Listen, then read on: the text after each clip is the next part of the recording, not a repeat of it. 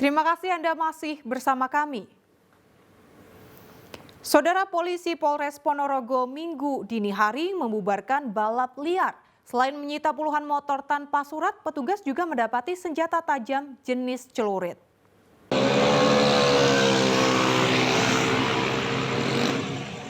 Remaja belasan tahun yang tengah balap liar di alun-alun kota Ponorogo kocar-kacir setelah mengetahui kedatangan petugas dari Polres Ponorogo.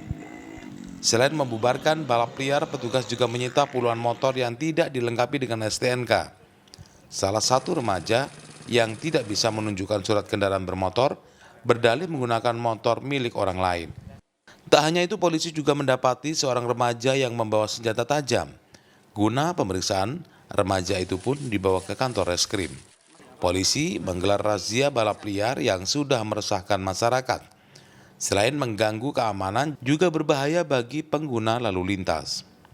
Kita selain kendaraan bermotor ada beberapa yang kita amankan dan saat ini kita laksanakan tindakan tilang. Juga kita laksanakan giat himbauan kepada pengendaranya yang memang kendaraannya lengkap, akan tapi mereka ada di tempat-tempat yang di situ rawan terjadinya tindak kejahatan. Mereka hanya kita berikan himbauan lalu kita suruh pulang kembali.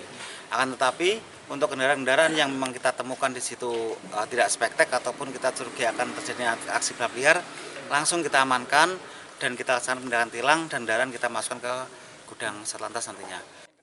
Motor protolan dan tanpa STNK dibawa ke Mapolres Ponorogo. Selain sanksi tilang karena pelanggaran lalu lintas, pemilik diminta melengkapi motornya sesuai dengan standar, seperti kembali memasang spion dan lampu serta knalpot. Dirgo Siono melaporkan dari Ponorogo. Saudara, kecelakaan beruntun melibatkan mobil pickup dan 3 sepeda motor terjadi di Kabupaten Malang. 4 pengendara motor tewas, salah satu korban adalah balita berusia 17 bulan. Kecelakaan maut ini terjadi di Jalan Raya Asri Katon, Pakis, Kabupaten Malang. Kecelakaan melibatkan 4 kendaraan, yakni 1 mobil pickup dan 3 sepeda motor. 4 pengendara motor tewas di tempat kejadian dan 1 lagi mengalami luka berat. Semua korban adalah warga Malang. 3 korban tewas merupakan satu keluarga, yakni Slamet Riyadi 50 tahun dan istrinya Hoirul Ummah 38 tahun serta anak balitanya Muhammad Syarif Hidayatullah. Seorang lagi bernama Nia Istiharoh, sementara korban luka berat bernama Zidni Nurdiana Islami. Kecelakaan bermula saat pickup yang dikemudikan Didit, warga Poncokusumo Malang, melaju kencang dari arah barat. Di lokasi kejadian, naas roda depannya patah hingga mobil oleng dan menabrak 3 motor dari arah berlawanan. Karena kendaraan ini berasal dari arah barat menuju timur, lalu karena asnya patah dengan kecepatan tinggi, juga lokasi posisi dengan hujan yang sangat deras, dan kendaraannya terbalik mengarah ke selatan, lalu di berlawanan arah ini ada 3 kendaraan yang kaget atas adanya Grand Max yang tiba-tiba menyerok ini, lalu terjadi kecelakaan beruntun. Di sini ada 3 kendaraan roda 2, di mana yang satu kendaraan Revo ini dikemudikan ada 3 orang, dalamnya bapak, ada seorang ibu dan juga seorang anak sekitar 1 tahun. Seluruh jenazah langsung dievakuasi ke kamar mayat Rumah Sakit Saiful Anwar Kota Malang, termasuk korban yang mengalami patah kaki kanan. Mobil pickup dan seluruh kendaraan yang terlibat kecelakaan diamankan Satlantas Polres Malang. Sementara sopir pickup masih diperiksa intensif untuk mengetahui penyebab kecelakaan beruntun itu. Nur Ramadan melaporkan dari Kabupaten Malang. Saudara, diduga sopir kurang konsentrasi saat mengemudi, sebuah mobil di Ponorogo menabrak pohon hingga terbakar. Tidak ada korban jiwa dalam peristiwa ini, namun pengemudi berhasil selamat.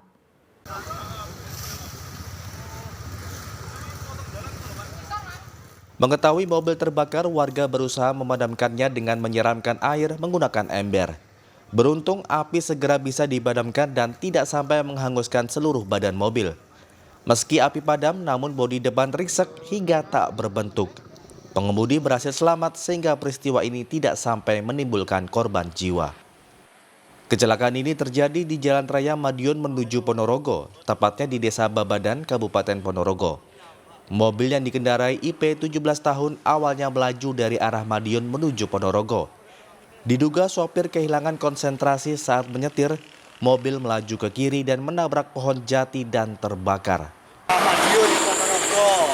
Terus maju kencang atau gimana? Maju kencang. Terus Nyantap pohon jati. Jatinya rubuh lewat pohon. terus mobilnya terguling-guling gitu. Iya, kebakaran kedap.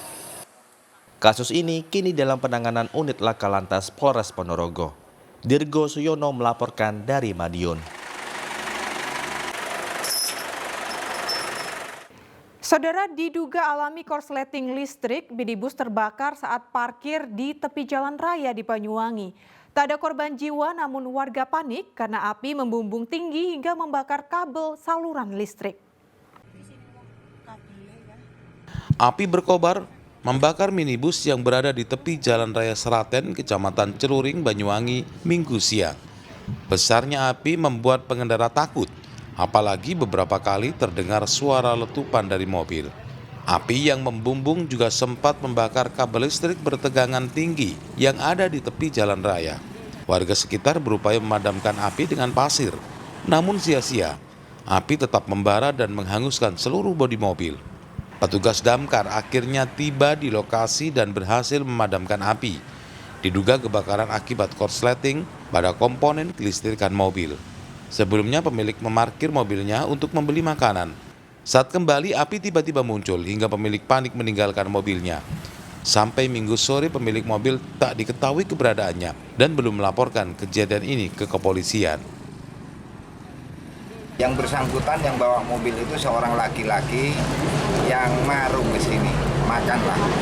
Setelah makan ke mobil, ternyata ya terjadilah kebakaran di mobil itu. Mungkin ada konsleting tentang kabel-kabel itu ya, karena mobilnya sudah mobil tua, mobil espas itu. Nah, herannya pemilik mobilnya sampai saat ini belum ada di tempat gitu loh. Begitu terjadi kebakaran, pemilik mobilnya pulang.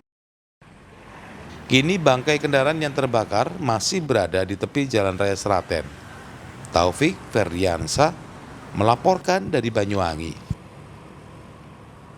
Saudara, guna meningkatkan profesionalisme dan uji doktrin prajurit, TNI Angkatan Laut menyelenggarakan Armada Jaya ke-41. Latihan ini dimulai 12 hingga 20 Juni 2023 di Kodik Latal, Surabaya. Latihan Armada Jaya ke-41 tahun 2023 dibuka oleh Kepala Staf Angkatan Laut Laksamana TNI Muhammad Ali didampingi Komandan Komando Pembinaan Doktrin Pendidikan dan Latihan TNI AL Letjen TNI Marinir Suhartono. Latihan kali ini melaksanakan operasi laut gabungan operasi amfibi, operasi pendaratan, administrasi, dan operasi pertahanan pantai dengan didukung operasi intelijen informasi dalam rangka mendukung tugas pokok TNI. Menurut Kasal, latihan Armada Jaya bertujuan meningkatkan kemampuan unsur pimpinan staf komando gabungan TNI dan komando tugas gabungan dalam melaksanakan proses pengambilan keputusan militer, serta meningkatkan profesionalisme prajurit TNI Angkatan Laut dan kesiapan operasional serta keterpaduan komponen sistem senjata armada terpadu dan menguji doktrin operasi gabungan TNI. Dan latihan ini akan berlokasi di sekitar Laut Jawa, kemudian di Selat Sapudi sampai dengan perairan Bali dan perairan Asem Bagus, Jawa Timur. Persiapan sudah dilaksanakan dan dalam waktu dekat kegiatan ini akan digelar, dimulai dengan gladi posko. Setelah itu ada manuvra lapangan. Manuvra lapangan difokuskan pada penembakan senjata khusus TNI Angkatan Laut.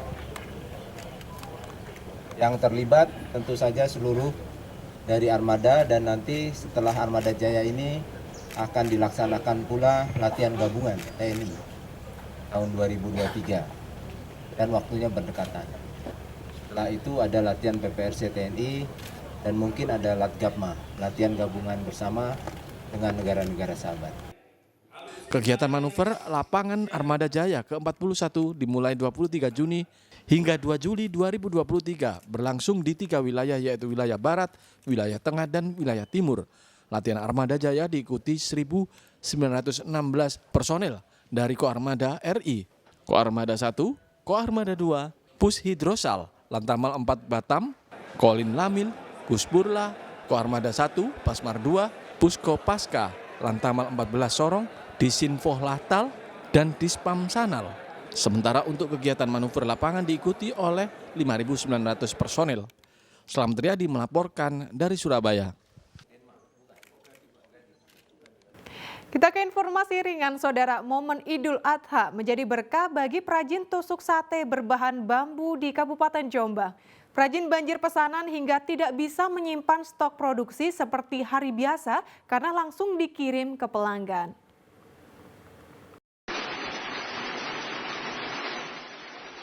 Membakar sate menjadi hal yang biasa dilakukan masyarakat setelah menerima pembagian daging hewan kurban.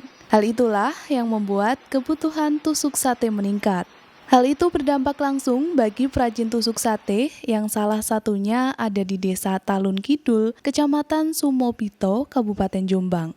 Sejak 15 tahun lalu, Heru Subandi ini menggeluti usahanya sebagai pembuat tusuk sate, pentol, dan cilok. Dalam sehari, Subandi bersama belasan karyawannya mampu memproses bahan mentah berupa bambu ori menjadi tusuk sate siap pakai sebanyak 20 hingga 25 kuintal. Pada hari biasa, hasil produksi itu bisa disimpan untuk stok. Namun, sejak 2 pekan menjelang Idul Adha, seluruh hasil produksi habis terjual. Tidak hanya melayani pasar dalam Kabupaten Jombang dan sekitarnya, tusuk sate buatan Heru dikirim ke Ternate, Sulawesi, hingga Papua. Jelang Idul Adha ini pesanan produksi meningkat atau seperti apa? Iya, terus meningkat. Itu hasil produksinya kalau lebih ya 2,5 lah. Kurang lebih ya 5 kuintal. 5 sampai 6 kuintal. Kalau pengiriman sampai kemana aja? Ternate, Papua, Sulawesi. Tusuk sate bambu ini dijual dengan harga antara Rp12 hingga Rp15.000 per kilogram. Jika pada hari biasa Heru mendapat omset sekitar Rp40 juta per bulan, kini menjelang Idul Adha naik di kisaran Rp60 juta per bulan. Dwi Mujiarso melaporkan dari Jombang. Ya, Saudara, informasi tadi sekaligus menjadi akhir perjumpaan kita dalam Liputan 6 Daerah Jawa Timur kali ini. Atas nama seluruh kru yang bertugas, saya Ima dari Sasmita mengucapkan terima kasih atas perhatian Anda. Selamat beraktivitas dan salam SCTV.